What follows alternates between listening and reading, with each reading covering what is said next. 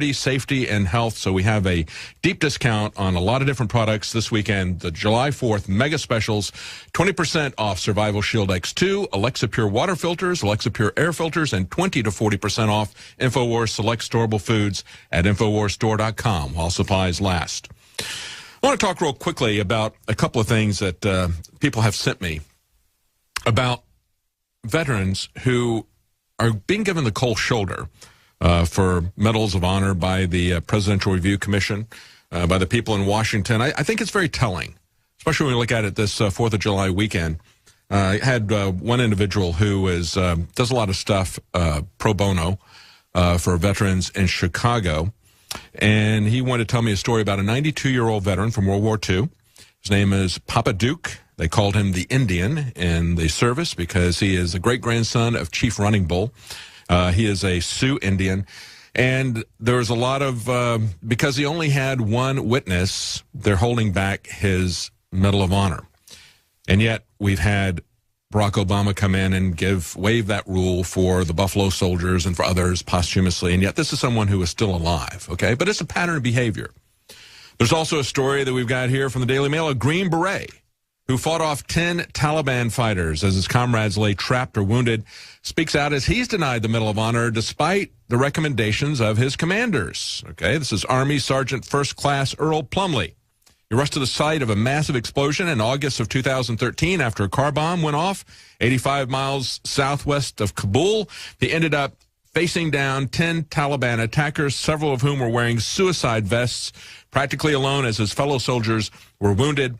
And one got locked inside of their truck, okay? And then we've got another article here. This is no Vietnam vet has received the Medal of Honor. It's time. This is Major General Patrick H. Brady, who received the Medal of Honor as a dust-off medevac pilot in Vietnam. He says, amazingly, no individual veteran or unit has received a Congressional Gold Medal specifically for service in Vietnam, he writes. You know, when I looked at this and I thought about what Obama is doing, he doesn't honor these veterans who are fighting these wars, whether whatever you think of the wars. These people were doing what they thought were right. They were trying to fight for this country. And the fact that these Vietnam veterans would not get this, and the fact that we've got our imam in the White House, Obama, turning our military into a sitcom, made me think back. This guy is a medevac pilot in Vietnam. Made me think back to MASH. Made me think back to Corporal Klinger. Here's a little clip from this from MeTV. MeTV presents the Klinger Collection. And away we go. First, this lovely cinnamon-colored ensemble with a fox stole.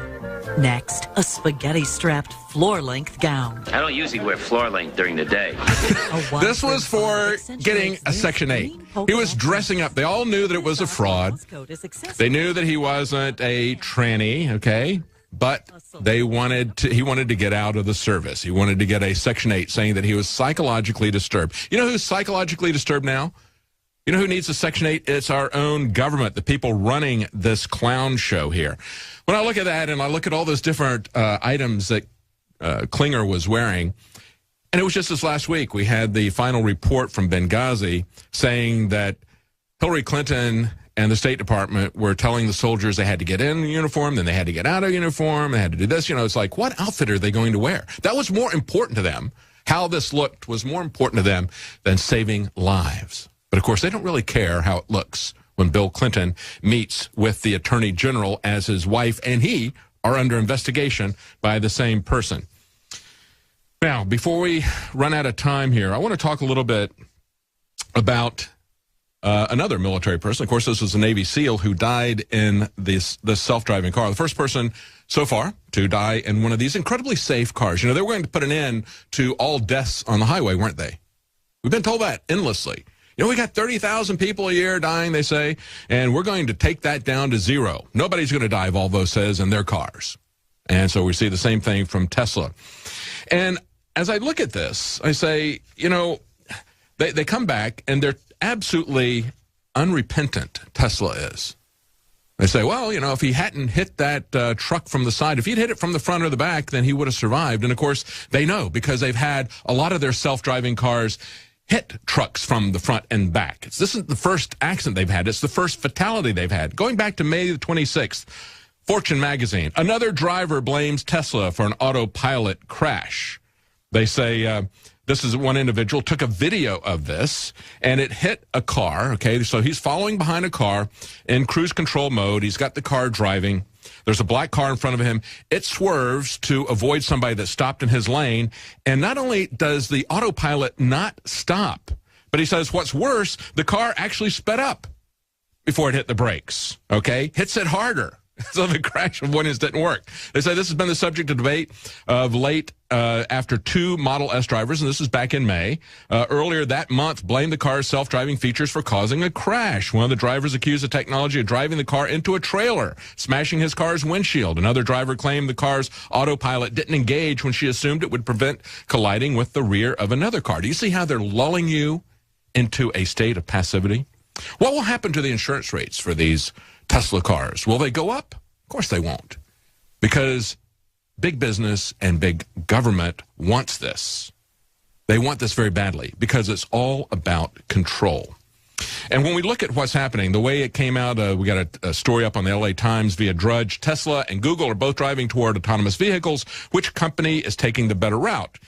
And they try to spin this by saying, well, okay, Tesla is giving you a system where you have to be able to take control back, and you have the opportunity to take control back. Google says, no, we want fully autonomous systems where you won't have any control at all, and those will be safer because there won't be any need for you to all of a sudden wake up from, falling asleep. We've seen the pictures of the guy who was in the Tesla in traffic, fast asleep.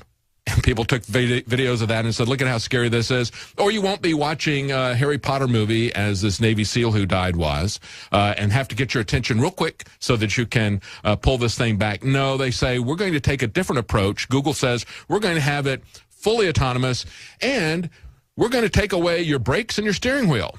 And I have to look at this and say, well, I'm not really sure that I want to do that, okay? When we look at Google, who wants control of all of your driving, no steering, no brakes. We look at Uber that wants to control all of your ownership. They don't want you to own a car. You're going to get the car from them, okay? And I guess if you put those two together, you got Google and Uber, you got Gooberment.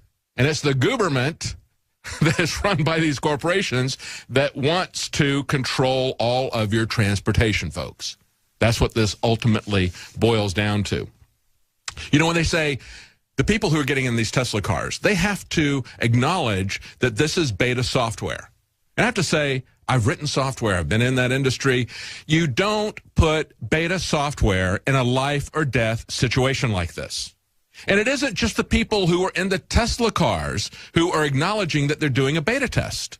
It's all the other people who are on the road. When I'm on the road, and I've got some idiot in an untested piece of software driving his car in a Tesla vehicle, and he said, I'm okay with that. Well, you know what? Nobody asked my permission. I didn't give my permission for him to do a beta test with my lives and my family's life, okay? Because I'm on the road as well. It is absolutely inexcusable. Do you think there's going to be an investigation? Do you think Hillary will get indicted? Of course there won't be. The Gooberment wants this. Google, Uber, the government, they want control of everything. This is not autopilot. This is not rocket. When you got autopilot? A great point that was made by an auto writer, Eric Peters.